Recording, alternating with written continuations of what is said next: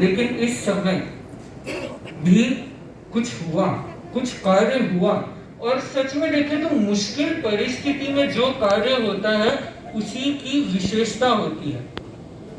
जब आप पूरी तरह थक चुके हो, हार चुके हो, आपको कोई होप नहीं दिखाई दे, उस समय जो कार्य होता है उसकी अलग विशेषता होती है। एक बार एक भैंस चलते चलते, कुआं था, उसका किनारा नहीं था, कुएं में गिर गई। सूखा कुआं था, मिट्टी थी, बाहर निकलने का कोई रास्ता नहीं। अब जोर जोर से वो अपनी आवाज निकाल रही है। इतने में उसका मालिक, उसने आवाज सुनी, देखा भैंस अंदर है, सोचा इसको निकालने का कोई उपाय नहीं है, ये तड़प तड़प के मरेगी, इससे अच्छा मैं मिट्टी डाल दूं और इसकी यहीं पे इसकी जीवन लीला समाप्त कर दूं। मिट्टी डालने लगा। अब भैंस देख रही है क्या हो रहा है, मिट्टी आ रही है, वो धंसती जा रही है, लेकिन उसमें संकल्प शक्ति थी, वह हार नहीं मानना जानती थी। उसने मिट्टी को अपने नीचे लेना शुरू किया, ऊपर से झटकने लगी, मिट्टी को नीचे लेने लगी। नेचुरली नीचे डेंसिटी बढ़ी और धीरे धीरे करते करते वह मिट्टी ऐसे करते करते बाहर निकल गई। महान व्यक्ति इसी तरह होते हैं। हमारे जीवन में समस्या है कि हम एक गड्ढे में होते, ऊपर से समस्या का पहाड़ गिर रहा होता है, लेकिन हम उन्हीं समस्याओं से अपने बाहर निकलने का रास्ता खोज लेते हैं। तो अभी कुछ ऐसी परिस्थिति थी, हम जब चातुर्मास प्रवेश कर रहे थे बहुत पेसिमिस्टिक थे। सही बात है, हम पेसिमिस्टिक, हमने सोचा था कि फरवरी तक हम यहाँ रहेंगे, फिर तो गुरु दर्शन के लिए जाना है, इस चातुर्मास में तो क्या होगा। लेकिन मैं सच में कहना चाहता हूँ, अहमदाबाद की सारी संस्थाओं ने हमारी इस सोच को सच नहीं होने दिया। हर कुछ दिन में कार्यक्रम, हर 2 दिन में नई प्रकल्पनाएं, नई योजनाएं बनती गई। हमें लगा कैसे होगा, होता गया। महाराज की हमेशा मार्गदर्शन। ऋषि भव्य कुमार जी स्वामी आज कुछ स्वास्थ्य ठीक नहीं होने से नहीं पढ़ा पाए, लेकिन उनकी भी इतनी युवकों को प्रेरणाएं थी और धीरे धीरे सब कार्य होता गया। सबसे महत्वपूर्ण ये संगठन था। मुझे दीक्षा लिए 7 साल हुए, मेरा जीवन भी 17 साल का, लेकिन महाराज ने भी अपने जीवन में कभी ऐसी कोई योजना नहीं देखी थी। प्रथम बार था संगठन रथ यात्रा, एक नई सोच, और सब युवक उसमें जुड़ गए।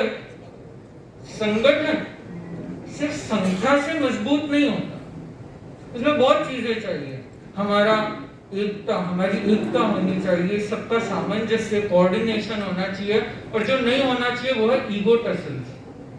आजकल बहुत होता है, आपस में ईगो नहीं होती। मैं आपको एक छोटी सी प्रैक्टिकल बात बताता हूँ।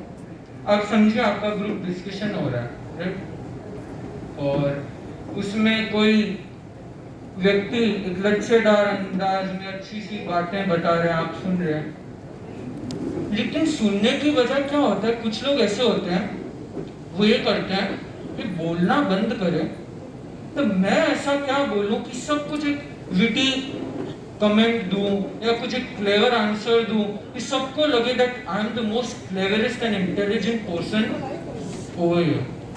ये हमारी सोच होती है, और इस डिजायर में, इस चीज को दिखाने में कि मुझे सब कुछ आता है, हम दूसरे के पर्सपेक्टिव को नहीं समझते, नई आइडियाज क्रिएट नहीं कर पाते और सीधा कंक्लूजन पे पहुंच जाते हैं। और एक बार जब हम कंक्लूजन पे पहुंच जाए, मैं जब 7-8 साल का था तब एक डायलॉग चलता था, एक बार जब मैंने सोच लिया फिर मैं अपने आप की भी नहीं सुनता।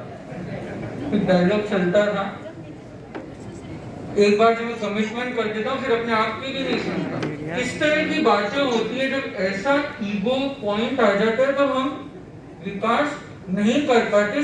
जो समाज है वो मतभेद होता है, लेकिन वो मतभेद कभी दरारें उत्पन्न ना करे। हमारा जो साधर्मिक वात्सल्य है वो हमेशा बना रहना चाहिए।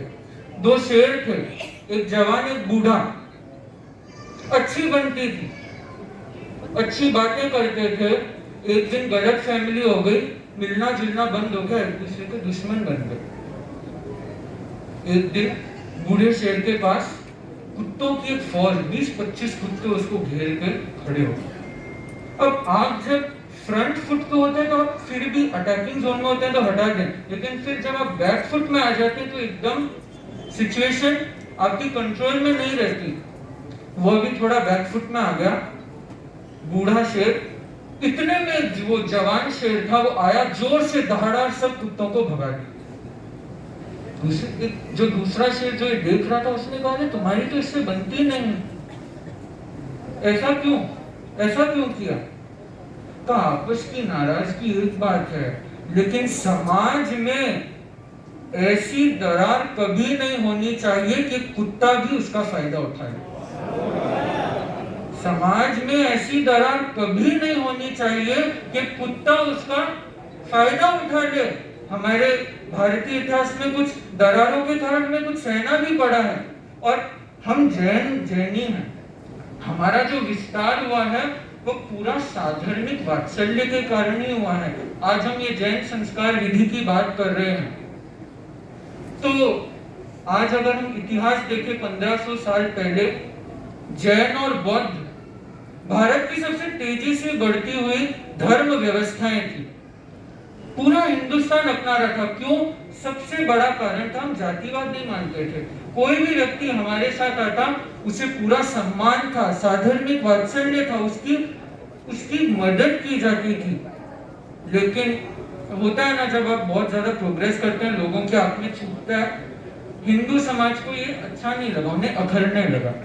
जैन और उन्हें ऐसा भी लगने लगा कि हो सकता है कुछ साल में पूरे भारत में जैन और बौद्ध फैल जाएंगे, छा जाएंगे। तो फिर उन्होंने सोचा हम क्या करें। उन्हें पता चल गया सबसे बड़ा कारण है कि जैन धर्म जातिवाद में नहीं मानता। उन्होंने यही सबसे पहला प्रहार किया और कहा कि आपको जातिवाद में मानना होगा। हम नहीं माने, बौद्ध भी नहीं माने। बहुत सालों तक संघर्ष हुआ, करोड़ों जैन और बौद्ध की जीवन लीला समाप्त हो गई, और आखिर हुआ ये, बौद्ध देश छोड़ के चले गए और जैनों को एक कंप्रोमाइज करना, वहां कंप्रोमाइज हुआ। वो जातिवाद हमें इस तरह भूल गया कि आचार्य तुलसी जैसे महान आचार्य के द्वारा इतना उसका विरोध करने के बावजूद आज भी वह कुछ मायने में हमारे भीतर रह गया है। उस समय हिंदुओं के द्वारा हम कुछ संस्कृति में कुछ बदलाव भी हुए, और ऐसे हुए कि आज कल डालम चंद जी कह रहे थे कि जैन संस्कृति और हमारी जो पद्धतियां हैं, लोगों को उसमें शंका है। शंका किस बात की? अरे ये तो अरहतों, आचार्यों, महान साधुओं के द्वारा उद्धृत वाणी है, इसमें शंका किस बात की? ऐसा कहा जाता है ओल्ड इज गोल्ड। ये जो वैदिक परंपरा है ये पुरानी है, so we can say old is gold. लेकिन आपको एक बात और ध्यान देनी चाहिए, that oldest is platinum, is diamond, और हमारी पद्धति तो सबसे पुरानी है, तो हीरा है, हमें तो हीरे का खजाना मिला, और इसमें अगर शंका करते हैं तो हम इस हीरे को कांच मान रहे हैं। और हमारे नीति शास्त्रों में तो कहा गया है समुख्यो मूर्खाना, वह तो मूर्खों का भी मुखिया है जो हीरे को कांच मानता है। हमें ये नहीं करना है, हमें इस हीरे को पहचानना है, और इस शंका को तभी मिटा सकते हैं जब यहाँ जो संस्कारक हैं वे सिर्फ संस्कारक ना बने, बल्कि उन संस्कारों को अपने जीवन में उतारे, अपने घरों में उतारे। जब वे संस्कार उनके भीतर आएंगे, सहज है ये शंकाएं भी निर्मूल हो जाएगी। तो आज आप सबको एक अवसर मिला है, those are lucky to get opportunity. आप लकी हैं कि आपको अपॉर्चुनिटी मिली है। Those are brilliant who create opportunity. यहाँ युवक परिषद ने अपनी ब्रिलियंस दिखा के आप सबके लिए अपॉर्चुनिटी क्रिएट की है। लेकिन सबसे important, those are winners who use the opportunity. आज आप सबके सामने एक अपॉर्चुनिटी, एक अवसर है। इस अवसर का फायदा लेकर आप एक विजेता की तरह इस भवन से प्रस्थान करेंगे, इसी आशा के साथ।